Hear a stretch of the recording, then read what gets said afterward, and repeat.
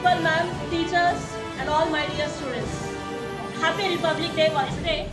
Jan 26, 1950 marks the adoption of our constitution, making India a truly sovereign, socialist, secular, and democratic republic. Today we get an opportunity to remember the real life heroes of our lives, the real heroes of our lives, who stand at the borders and protect us all the time. Today is అందరికీ 77వ గణతంత్ర దినోత్సవ శుభాకాంక్షలు. ఈ రోజు మన భారతదేశానికి స్వతంత్ర గణతంత్రం వచ్చింది.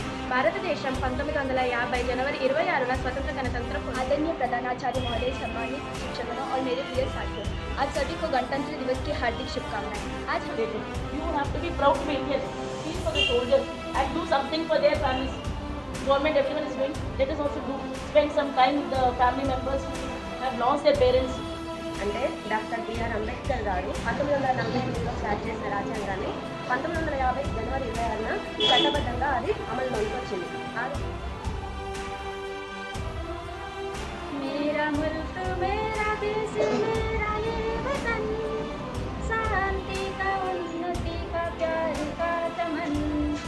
मेरा मुल्क मेरा देश मेरा ये वतन, शांति का उन्नति का प्यार का. 2 సంవత్సరాల 11 నెలల 18 రోజుల సమయం పట్టింది. 1949 మనకు ఆమోదించబడింది 1949. కానీ 1950 జనవరి 20వ రోజు అమల్లోకి రావడం జరిగింది.